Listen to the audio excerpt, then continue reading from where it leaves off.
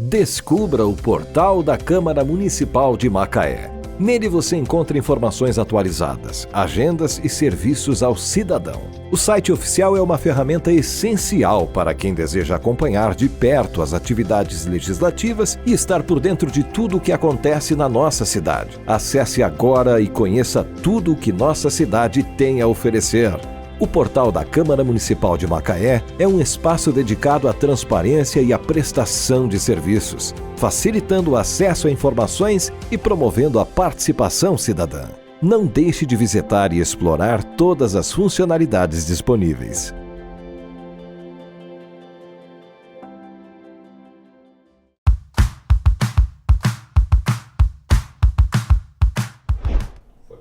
Oi, gente, estamos no ar com mais um Macaé Delas, um programa feminino, um programa com a alma feminina, que traz conversas inteligentes, interessantes. Antes de eu apresentar a nossa convidada de hoje, eu vou pedir para poder você acessar as redes sociais da TV Câmara, seguir, comentar, compartilhar. Na nossa programação a gente tem vários outros programas, vários outros podcasts. Temos a sessão do dia, terça e quarta-feira. Temos também a exibição do Jornal 360, que vai ao ar toda sexta-feira. Incrível, sensacional, você não pode perder.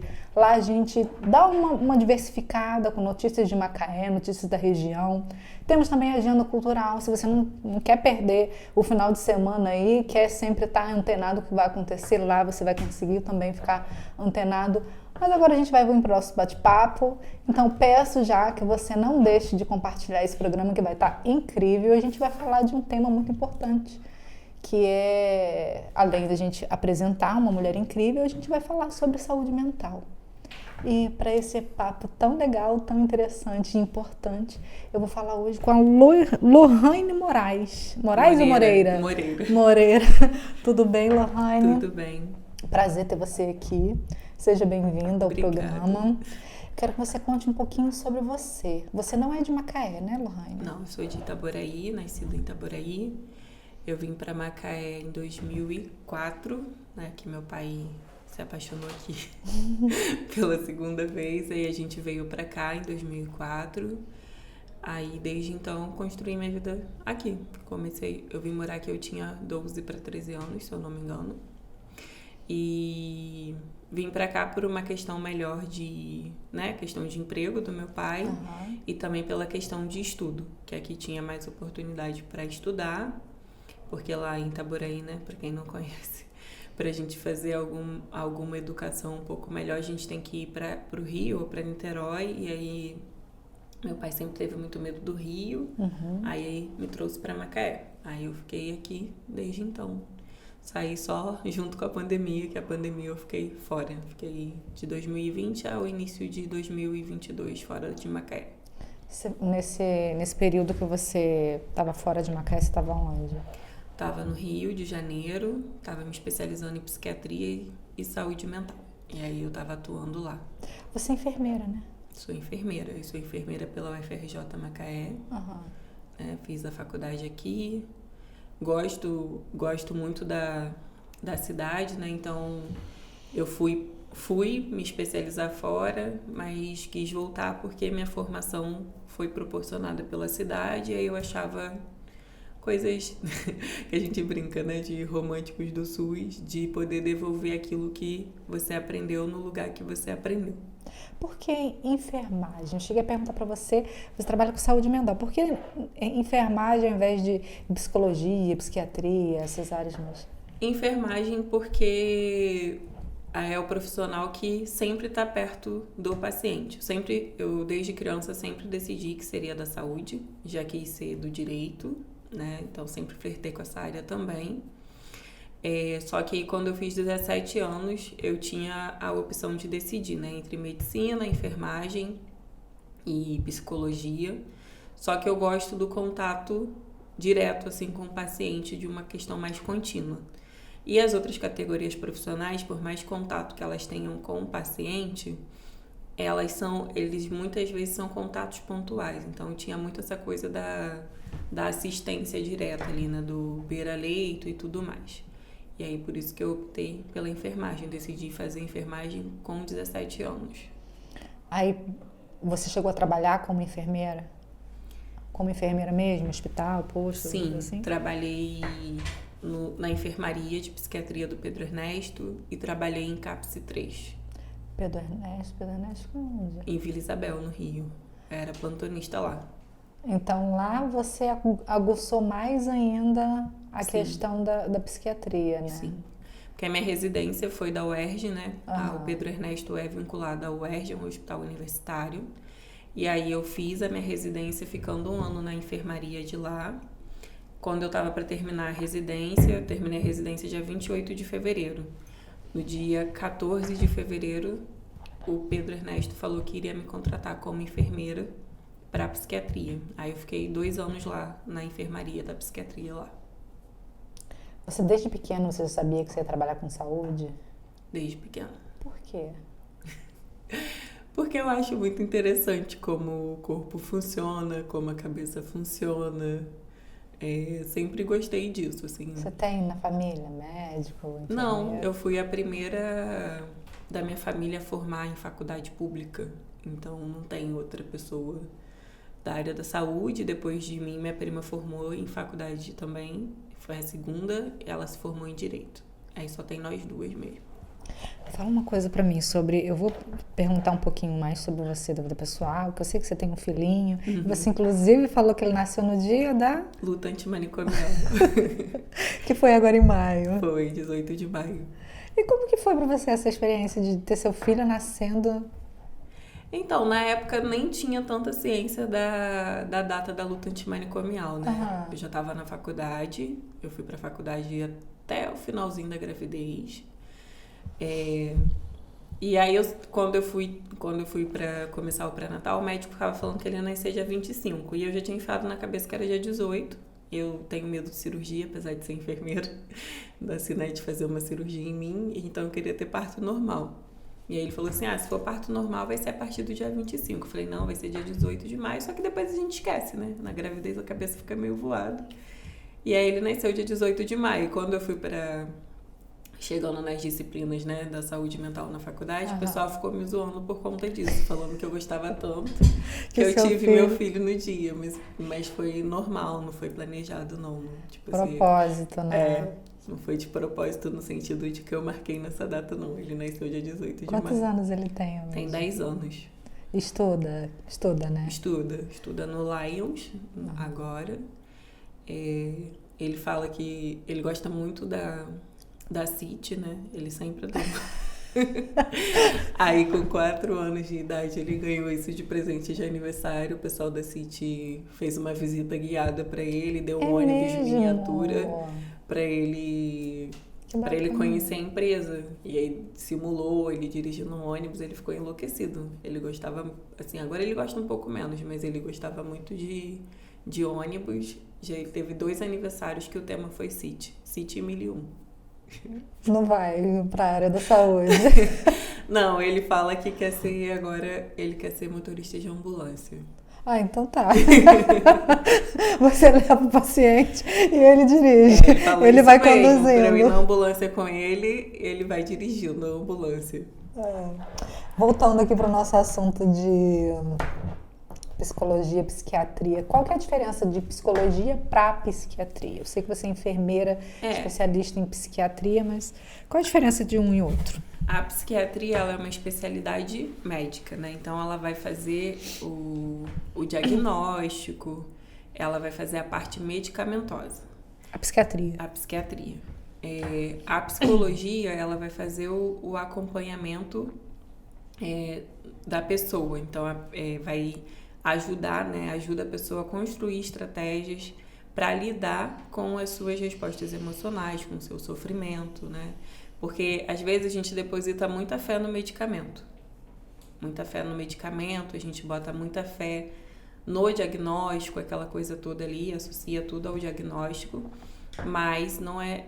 A grande questão em relação à saúde mental é que você não consegue tratar só com o medicamento. Você precisa aprender a gerenciar, né? Os seus estresses, as suas questões emocionais. Então, hoje a gente nem fala tanto em psiquiatria puramente, a gente fala em em atenção psicossocial, a gente fala mais em saúde mental, porque é entendendo que não é só uma questão de diagnóstico, né? Que o sofrimento humano ele é elencar a outras coisas. Então, você tem um contexto social, você tem um contexto econômico, você tem um contexto político, para além do diagnóstico daquela pessoa. É preciso uma sensibilidade, né, para poder lidar com essas questões. Mas a psiquiatria era visto muito de forma pejorativa antigamente, né? Porque a gente achava que a pessoa que procurar um psiquiatra, a pessoa estava maluca, doida, esquizofrênica. A psiquiatria, assim como toda outra especialidade médica, ela tem os seus casos, entre aspas, tranquilos, né? Eu sempre gosto muito de comparar a cardiologia. Você tem um caso ali que é hipertensão, uma pressão alta, né? E você tem os casos que são mais graves, então que aí vai entrar um diagnóstico de esquizofrenia, um transtorno afetivo bipolar.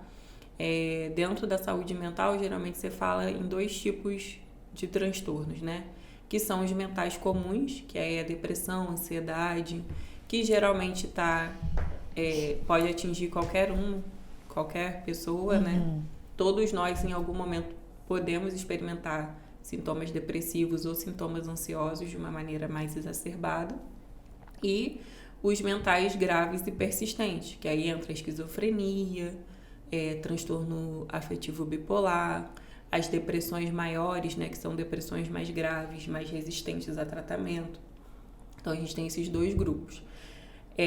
Tem a questão também, que eu acredito que as pessoas tinham muito receio de procurar psiquiatra por conta da história que envolve, né, ser um paciente psiquiátrico. Então, antes você não era tratado dentro do seu território, você era tratado de forma excludente. Então, as pessoas iam para o hospício, né? As pessoas iam para o manicômio. Hoje não é essa lógica de trabalho. Por isso que tem aí o Dia da Luta Antimanicomial, né? Que é para poder... Não existe mais manicômio, né? Ou existe? Existe. Não existe na nossa região. Hoje você não tem mais manicômios de referências para internar na nossa região. O último foi fechado em outubro de 2022. Era onde? Era o João Viana. No Rio? Não, em Campos. É pertinho. É pertinho. Era a nossa referência de internação. Aí ele foi fechado e hoje a gente tem só os manicômios judiciários, mas que tem uma resolução do CNJ, né, que é a 587 de 2023, que também tem um prazo e uma organização para fechar os manicômios judiciários. Nossa. Mas a gente via as pessoas como um risco à sociedade, né? Porque assim, na verdade, as pessoas confundem muito, né? Quando a gente fala do fechamento do manicômio judiciário, a gente está falando da pessoa poder cumprir a pena dela e sair. Porque assim, exemplo, uma pessoa que assassina alguém nas vias comuns e que não tem um diagnóstico, quando ela termina de cumprir a pena dela ou quando ela cumpre 1/3 da pena, né, que às vezes a gente vê isso, a pessoa saindo até antes da condenação total, ela é liberada e ela não é vista mais como um risco à sociedade. A pessoa comum. O usuário de saúde mental, ele cumpre e isso não é avaliado. Então, ele vai ficando, né, no manicômio. Como se ele fosse um risco à sociedade. E isso é feito, às vezes, sem nenhum critério. Então, você tem casos, às vezes, que a pessoa foi presa e ela era um usuário de maconha. Exemplo, usava maconha e aí furtou um mercado e foi para o manicômio judiciário e ela fica ali com ad eterno sem uma liberação. E não tem um julgamento em relação a isso. Como se ela uma sentença...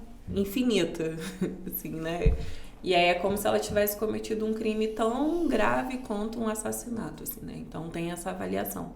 Que muitas das vezes também as pessoas confundem, achando que fechar o manicômio judiciário é tipo soltar as pessoas completamente perigosas na rua. Não é isso. É a pessoa poder ser avaliada e condenada, julgada, de acordo com o crime que cometeu e ter os seus direitos preservados nesse sentido. Porque também existem muitas pessoas que cometem crimes né? O que eu vejo muito assim em relação a mulher e criança que posteriormente alegam alguma questão de saúde mental. E não tem. E às vezes não tem.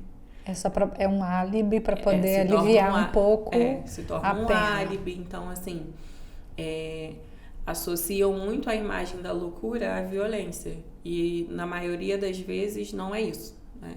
A gente não está dizendo que não tem episódios de agressividade, mas na maioria das vezes não é isso. Então, é poder avaliar isso de forma melhor. Assim, tem histórias no manicômio judiciário de uma pessoa que foi para o manicômio judiciário que roubou um pé de um sapato numa sapataria, um pé. Aí foi pro manicômio por causa do... porque é um roubo, né? Então, furto. Gente que roubou mercado. Assim, roubou assim, um pacote de arroz, 1 quilo de feijão. Era paciente de saúde mental, mas quando você vai ver o contexto daquela pessoa, você vê que ela estava passando fome. Então, assim, a gente não deixa de dizer para a pessoa que é errado aquilo que ela fez, mas é saber, poder avaliar, assim, ele não ficar sendo tratado só no seu rótulo de loucura. Ô, Lohane, mas a pessoa tem consciência? Porque, por exemplo, ela já tem a deficiência, não sei se é assim que chama, né? E ela está passando por uma situação que ela só quer suprir a necessidade dela. Então, ela tem consciência ali do que ela está fazendo? A consciência, eu sempre digo que é uma coisa trabalhada. Às vezes, no momento de crise, né, no momento crítico, você não vai conseguir trabalhar aquilo ali com aquela pessoa. Então, quando a gente fala em atenção psicossocial, é você poder trabalhar isso com a pessoa, os direitos e os deveres dela. O que ela pode fazer a partir daquilo ali. Então, a gente dizer, olha, é errado você roubar. Tá errado. Uhum. Mas por que você fez isso? E ir trabalhando com o sujeito aquilo ali que ele fez. Existem momentos de crise que a pessoa não vai ter consciência completa daquilo que aconteceu. Em algum momento a gente tem que retomar aquela situação com ela. Até porque as atitudes que alguém tem em uma situação de crise trazem repercussões para ela. Então, você, dentro da saúde mental, você também faz esse trabalho de conscientização com a pessoa. Mas tem cura? Por exemplo, a pessoa que... você falou que tem vários... São 2 tipos, né? O que vai para poder tratar as doenças, tipo... Essa que todo mundo pode ter, depressão, ansiedade também, com psiquiatria? Assim, tem também. Assim, não é... A gente não fala cura, que eu não acredito... Que seja doença. Não é que não que eu acredito que não seja doença, a gente não fala cura, né? A gente fala de reabilitar. Então, assim, a pessoa poder viver em sociedade, poder viver, estar na vida dentro das suas dificuldades e diferenças. Então, a gente faz adaptações, a gente trabalha na lógica de reabilitação e não na lógica de cura. Assim, não na lógica de cura. Porque os sofrimentos, né, mentais, os sofrimentos psíquicos, eles são coisas que podem acontecer. Então, você pode experimentar um episódio de depressão hoje, achar que nunca vai melhorar e dali um tempo experimentar um novo episódio, assim, né? Porque quando você pensa num contexto ampliado, você vê o porquê a pessoa adoeceu. Tanto que a gente tem isso pós-Covid, né? Tudo aquilo que todo mundo viveu repercutindo até hoje. Então, a gente tem pessoas mais ansiosas, a gente tem pessoas mais depressivas. Hoje, a gente tem um número muito maior de mulheres utilizando bebida e drogas, né, a partir da pandemia, porque essas mulheres estavam, na maioria das vezes, na frente dos cuidados, né, de verem seus familiares, e aí você tem isso ali das mulheres atingirem... que eu não tenho essa porcentagem aqui, mas das mulheres atingirem um número muito próximo de homens que consomem bebida. Nossa! Então, assim, que antes a gente não tinha tanto. Então, a gente tem as crianças e os adolescentes, né, experimentando muita ansiedade desse meio que vem sendo um convívio mais coletivo, mais social, principalmente aqueles que atravessaram a pandemia ou que foram criados ali, né?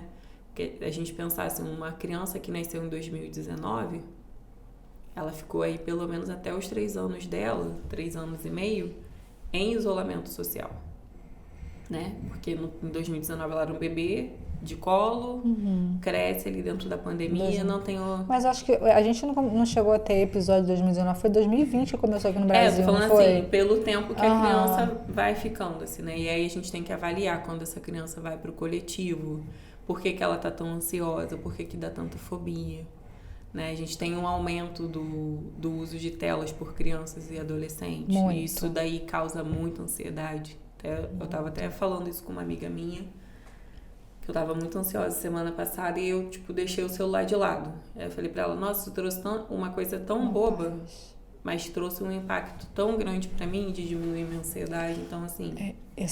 Esses dias, eu tava com algumas demandas de estudo, de trabalho para poder fazer, também foi até bom você falar isso.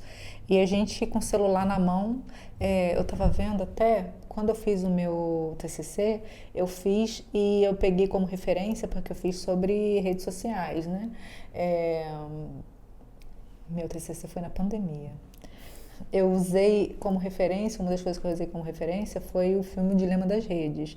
E uma coisa muito interessante é que uma hora, tem um momento que o cara tá falando lá e ele tá com o telefone na bancada, assim, aí ele começa a falar das sensações que a pessoa tem só daquele telefone tá ali.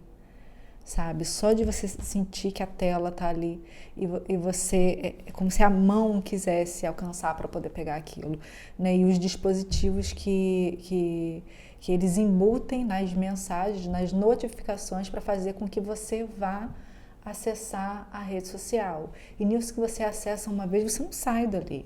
Porque você fica. E ele fala assim, você às vezes recebe uma notificação no seu e-mail que fulano marcou numa foto, mas logicamente você abre seu e-mail e você quer ser direcionado e você vai para poder ver a foto. Não seria mais fácil, a pergunta que ninguém se faz, não seria mais fácil o seu e-mail já mostrar para você qual é a foto e já acabar com... Porque daí você não ia na rede social, você não ia Foi na época do Facebook que fizeram esse filme. Você não ia no Facebook, você não ia ficar lá. E isso foi causado propositalmente. O Facebook fez isso propositalmente para que as pessoas ficassem mais tempo em tela e consumissem mais, porque isso gera dinheiro. São anúncios que passam ali, são muitas coisas. Você falando, e esses dias eu estava cheia de demanda para poder fazer de trabalho, estudo, desinstalei o Instagram do celular. Menina. Uma amiga tá fazendo um detox de Instagram e ela falou muito dessa coisa do e-mail, que recebe, tipo, e-mails assim, sentimos a sua falta, você faz falta, veja quem está sentindo saudade de você. Mas eles não botam quem é. Não. É uma isca. Aí ela falou, você tem que segurar a curiosidade para poder não entrar, né? O meu às vezes aparece assim, se era alguém que eu via muito conteúdo e por algum motivo eu tô entrando menos, aparece assim. Principalmente da minha irmã. Eu tenho uma irmã que mora fora do Brasil. Isso tem no filme. Tem no filme. Tem uma irmã que mora fora do Brasil e aí aparece assim, quando ela publica alguma coisa. Gabriela acabou de publicar uma foto. Não perca, seja a primeira a comentar. Né? Porque sabe que é alguém ali que eu tenho uma relação mais afetuosa. E no caso, com ela, só consigo realmente acompanhar assim, pela rede social, né? Além do WhatsApp, só consigo acompanhar pela rede social. Então, essa questão de como as redes sociais também nos deixam ansiosos, assim, né? Parece que a gente está sempre devendo alguém, assim, no sentido de uma resposta. A gente está sempre devendo uma resposta. E aí mexe, hoje já tem uma discussão em relação à performance, porque aí você vê minha rede social e você fica assim, como que ela conseguiu já fazer tal coisa? E aquilo vai gerando um efeito em cadeia e tira um pouco dessa ideia de realidade, que a sua realidade é diferente da minha, a minha é diferente da sua, né? E coloca todo mundo ali igual. Na época da pandemia, o que me incomodou muito, uma coisa boba, né? Foram as questões dos procedimentos estéticos. E aí me deu um pouco de angústia, assim, tipo, as pessoas fazendo vários procedimentos e ficando com o rosto parecido, a sobrancelha igual, a boca igual. E aí eu lembro que logo depois ficou a questão do LipoLed, né? E aí blogueiras, influencers começaram a ter questões em relação a isso, assim, complicações, gente que morreu, né? Gente que o nariz que era imperfeito ficou com algum defeito pós-rinoplastia. Então, muito começou a gente discutir sobre os efeitos das redes sociais na gente, assim, né? Até mesmo no sentido de causar uma distorção de imagem. Isso é muito interessante que você falou agora, que até pouco tempo o Instagram tirou todos os filtros, né?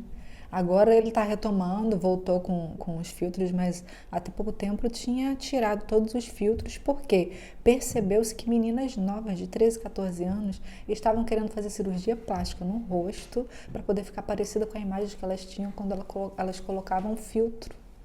É gravíssimo. Muito grave. Aí entra a psiquiatria.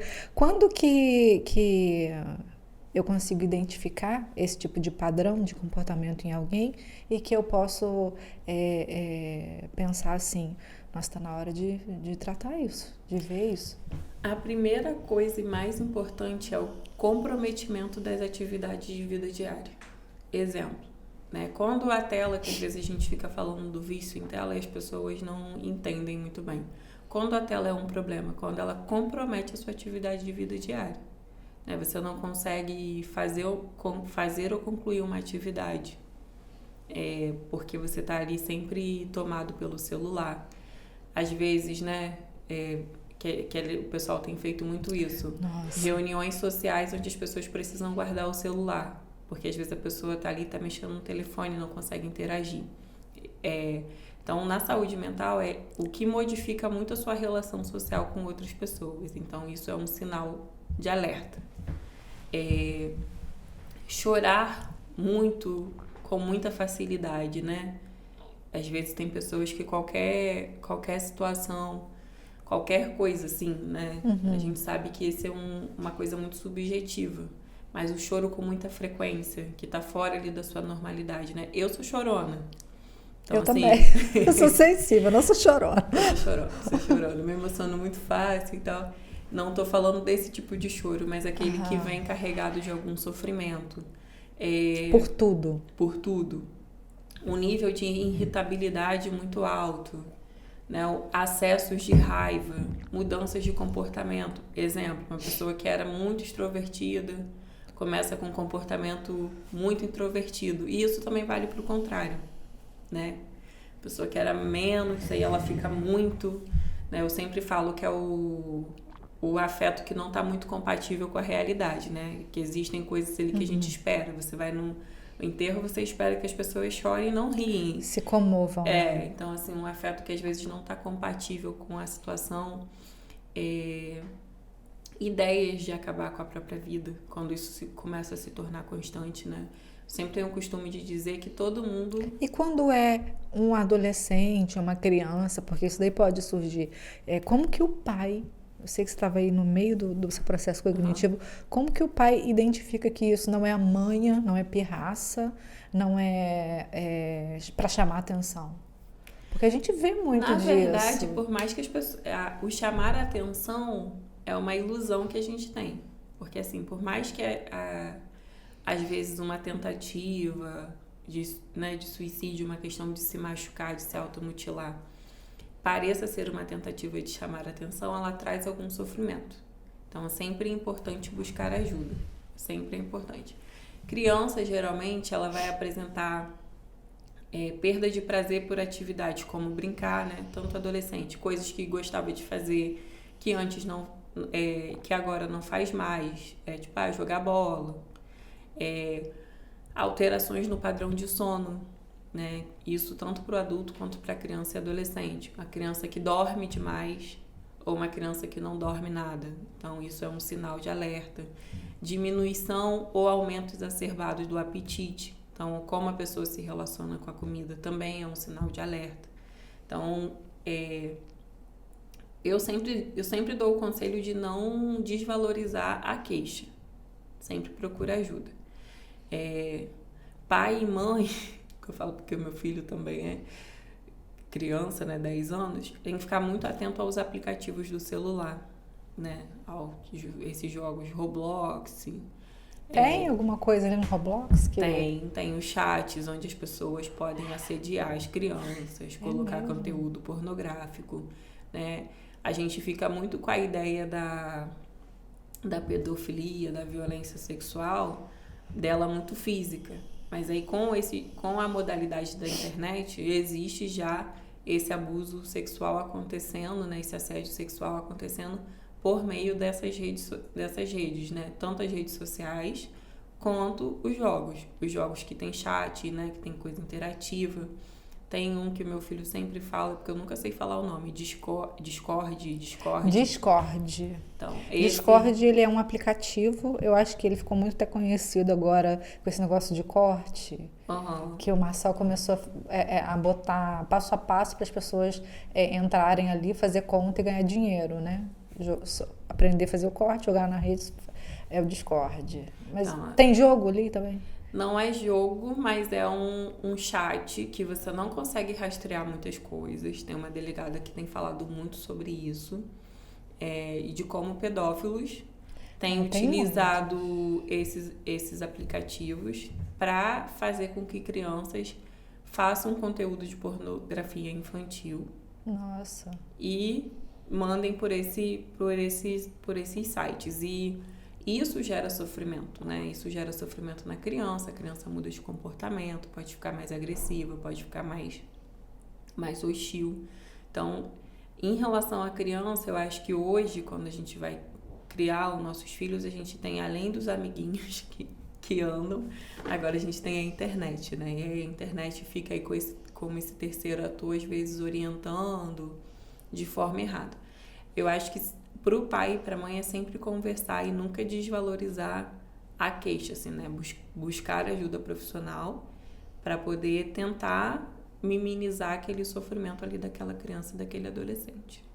Ô, Lohane, você como mãe, um menino de 10 anos, deve ter muitos amigos, deve ir para casa fazer trabalho, jogar bola. Já aconteceu alguma vez de você perceber um comportamento diferente num coleguinha, no outro, que você já sentiu vontade de orientar um pai, uma mãe? Já aconteceu, e geralmente eu oriento. Geralmente eu converso, assim, mas... E como que é a aceitabilidade disso? Porque a gente não quer, né? A gente não quer acreditar muita coisa, né? A gente quer fingir que muita coisa... Nunca tive muita dificuldade, assim, de falar, não. Sempre falo com muito cuidado, assim, né? Assim como já aconteceu, meu filho tem estado muito ansioso, né? Ele é muito ansioso. Sim. E de outra mãe também chegar pra mim e falar, olha, João tá muito ansioso, e conversar. Assim, eu acho que é muito o jeito, assim, de você falar. E já aconteceu ao contrário também, de mães me procurarem... Pedindo ajuda, achando que o filho tem algum diagnóstico, e eu falar sobre essas coisas, assim, né? De fazer uma higiene do sono, de tirar um pouco da tela, colocar para ter mais contato com a natureza. Porque eu acho que a gente também entrou numa onda de tudo nomear como um diagnóstico de saúde mental.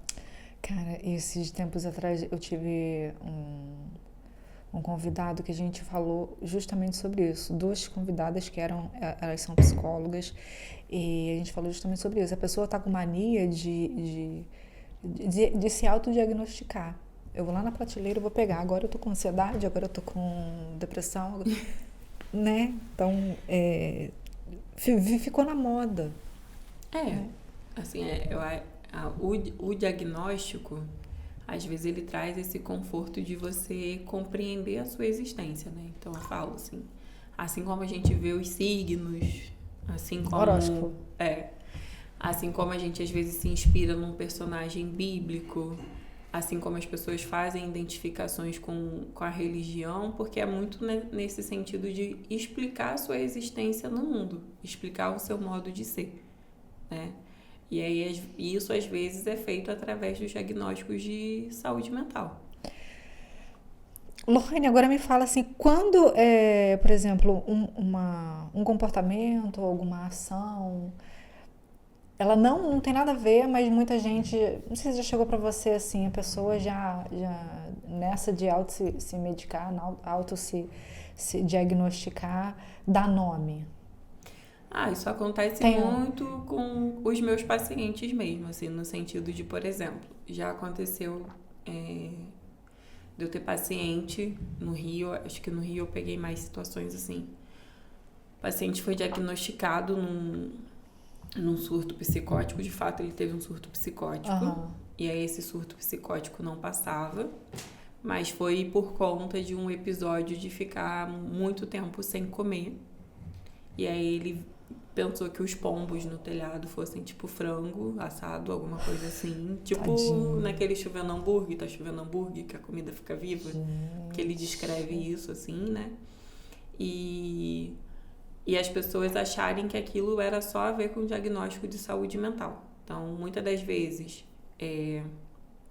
situações que a pessoa vive. Estresse. Vive uma situação de racismo e aí ela reage de forma violenta com quem está praticando racismo contra ela. E aí ela é diagnosticada, às vezes, com uma esquizofrenia, ou até com uma depressão ou algo do tipo. Só que, na verdade, aquilo é uma reação emocional, uma situação de violência. Toda ação tem uma reação. Uma mulher que apresenta muitas das vezes ali um diagnóstico de depressão com ideação suicida, mas está vivendo uma situação de violência doméstica. Então, existem muitos eventos sociais que muitas das vezes são nomeados como diagnóstico de saúde mental. E, na verdade, ele não é um diagnóstico, ele é uma resposta emocional. Eu lembro disso porque até é de experiência pessoal, né? Quando eu estava terminando a residência, eu fiquei muito ansiosa, porque eu já tinha meu filho, né? A residência você se especializa recebendo uma bolsa e eu ainda não tinha uma perspectiva de trabalho. E aí eu procurei um médico, né? Procurei a clínica da família e expliquei. Falei que eu estava muito ansiosa, estava nervosa. E assim, fui já com a ideia de que eu iria tomar medicamento, né? Já fui com essa ideia de que não tem jeito pra mim, eu vou tomar medicamento. E aí o médico fala isso pra mim. Ele fala assim, não tem como você estar de outro jeito. Você vai perder sua renda, você ainda não tem uma perspectiva de outra renda, e é normal que você fique ansiosa, eu não vou te medicar. E isso te deu um certo conforto? Me deu um certo conforto, porque às vezes você acha que você tá fora da curva, mas na verdade você só tá respondendo um momento. Já aconteceu na pandemia de eu receber uma pessoa que foi encaminhada para o CAPS com uma depressão gravíssima. E aí, quando eu fui ouvir a história da moça, ela tinha perdido o pai há 2 semanas de Covid. Não conseguiu chegar a tempo, porque o pai dela morava num outro estado. Não conseguiu chegar a tempo de um enterro, alguma coisa assim. E aquilo mexia muito com ela. Só que tinha 1 mês e meio que ela tinha perdido o pai e já estava encaminhada com uma depressão grave porque chorava muito facilmente. Só que, assim, o contexto do Covid, o luto do Covid, ele foi muito diferenciado. Então, foi muito difícil para a pessoa assimilar, né? Ela não conseguiu se despedir. Então, assim, se questionar... As pessoas... Era caixão fechado, né? Sim. Então, ela estava sofrida, mas era uma questão relacionada ao momento. Tanto que ela nem ficou com indicação para continuar no CAPS, assim. Foi uma pessoa que conseguiu voltar para a vida, assim. Então... tem essa questão de relacionar o diagnóstico, né, com os momentos. Igual a gente vive... agora a gente vai ter, né, o diagnóstico de ludopatia, que são a questão dos jogos, né? Que tem uma relação com a tela e aí a gente não reprende. Nossa, quantas doenças. E aí você vai ver que os diagnósticos, né, de saúde mental, ele vai se adaptando à realidade. As realidades sociais que a gente vai vivendo. Vão sofrendo mutações. Então, assim, hoje a gente tem uma questão com a tela. A gente não vai atrás de quem está produzindo o conteúdo de forma que te prenda ali. Você vai nomear, porque se você não sabe gerenciar a tela, então você tem um diagnóstico ali de saúde mental para aquilo ali. Se você... a questão dos jogos, né? Jogos de aposta, jogos de azar, é uma discussão muito antiga. Só que é igual eu falo, eu estava até conversando sobre isso com uma pessoa. Nos jogos de azar, no jogo do bicho, nessas coisas assim, às vezes você ia lá, tirava o bicheiro da rua, prendia, né? Fazia outras ações. Só que agora você tem isso aqui, ó. E essa daí... na sua mão. E não aí... sei se eu poderia falar, mas o governo liberou, então... Então, assim, e aí você vai dar um nome, você dá um diagnóstico para a pessoa que não consegue gerenciar bem aquilo e não tem esse, né, acaba tendo problema com aquilo. Então, São essas questões que a gente vai Mas, na verdade, pensando. muitas das coisas que a gente vive, muito já tem um histórico também, né? Já Sim. tem gente que já tem ali uma tendência natural. Sim, também. Então, Mas assim, a gente pode falar, por exemplo, do burnout. Então, assim, o burnout, ele tem a ver com uma relação ali de carga de trabalho que é distribuída de forma desigual, e aí você tem o quê? Se você não conseguiu gerenciar aquilo, aí você tem o quê? Um burnout. Né? Você tem um diagnóstico. Então, a gente vai nomeando as formas como a gente vai se relacionando com o mundo através do diagnóstico de saúde mental. Por isso que os manicômios eram o quê? Se você tivesse uma filha que foi mãe solteira, você botava no hospício. era assim? Era. A lei 10.216, ela vem para mudar isso. Porque se você chega... Eu sou sua filha, você chega lá num hospício, quer me internar, não necessariamente você precisava de um laudo. Tanto que recentemente uma clínica, né, o genro e a filha responderam da internação daquela senhora. Que ela foi internada numa clínica psiquiátrica por uma questão financeira. Meu Deus, era sem muito. ter nenhum laudo. Então, isso era muito comum. Então, porque o manicômio, vamos dizer assim, né, ele surge no lugar de retirar aquilo que a sociedade não suporta, não quer. Né? E isso aconteceu com crianças autistas, com pessoas com deficiência intelectual. Então, tudo aquilo que era, entre aspas, feio, não só a questão do... O que me incomoda, né? não só a questão do diagnóstico de saúde mental, muitas das vezes ela era colocada ali nos hospícios. Então, a gente tem os diagnósticos também, né? Eu não estou dizendo todos, mas assim, a gente tem um caminhar que vai se adequando à realidade social. Então, daqui para frente, a gente vai... Como se fosse um molde. É um molde. Sim. Mas, assim, o sofrimento, ele existe. Né? Igual você falou, às vezes a pessoa tem uma questão ali. O vício em jogos, né? O uso problemático de tela, o uso problemático de drogas, né? Ele vem de uma predisposição. De uma predisposição, não uma predisposição necessariamente, né? Mas ele vem de uma coisa que falta, né? Às vezes vem de uma falta de um afeto, às vezes vem de um comportamento que é um pouco mais compulsivo, né? E aí, às vezes as nossas compulsões vão migrando. Elas vão migrando. Aí migra para comida, às vezes migra para o jogo, às vezes migra para bebida. Alguns migram para compras, né? Eu brinco às vezes que a gente mulher acaba sendo mais... Eu mereço. Hoje eu mereço um pouquinho, então assim... Eu trabalhei tanto esse mês, eu mereço. Eu vou me dar esse presente. As compulsões vão migrando, então isso são coisas assim que a gente precisa também analisar, né? Não é só dizer que alguém é viciado em alguma coisa, assim, é entender por que ele se relaciona daquela forma com aquele vício, vamos dizer assim. Que lugar o vício está ocupando. E saber que nosso papel como sociedade também muitas vezes contribui para aquilo, né? Sim. Lohane, vamos mudar um pouco de assunto, que a gente já falou muito disso. Não que o assunto não seja necessário, é muito necessário, mas você é escritora também, né? Temos aí algumas coisas para poder falar sobre... Me conta como que é essa questão de ser escritora. Você escreveu o capítulo de um livro, né? Eu escrevi o capítulo de um livro, foi um livro colaborativo da rede, né? Está disponível no site da prefeitura, que é o Polifonias. O que é Polifonias? É o nome do livro. Ah, tá. O Polifonias, que foi uma parceria com o Ministério Público, a Universidade Livre, né? Na pessoa do professor Paulo de Tarso, que a gente junta várias pessoas da rede, cada um com seu conhecimento, escreve os capítulos do livro para proteção da rede da criança e do adolescente. Então, ali tem várias temáticas. O meu foi de atenção à crise, à saúde mental. Sim. Então, que aí eu boto orientações, mas eu sempre gostei de escrever. Escrevo desde sempre. Sempre fiz diário, acho que desde os 9 anos de idade. Também. Você nunca quis ser jornalista, escritora, né? Já Quando era pequena? Já quis ser jornalista. E aí hoje eu escrevo algumas crônicas, alguns poemas relacionados a algumas coisas, as histórias da minha vida e algumas as histórias das pessoas que eu acompanho, né? Tem uma amiga que sempre fala para eu publicar um livro por conta desses poemas, mas essa é uma ideia que eu tô tentando amadurecer. Mas eu gosto, a escrita para mim entra no lugar terapêutico, assim, né?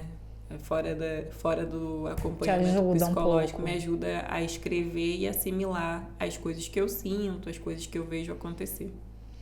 Muito bom.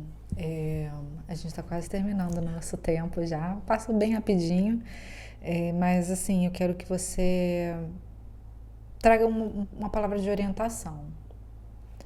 Primeiro, você fique à vontade, é claro, para poder você falar o que você quiser, aquilo que você acha importante ser dito, que de repente a gente não falou aqui. A gente falou muito pouco de você, falamos muito mais do seu trabalho, né? Precisamos de um tempo para poder conhecer um pouco melhor a Lohane, essa menina que veio de Itaboraí.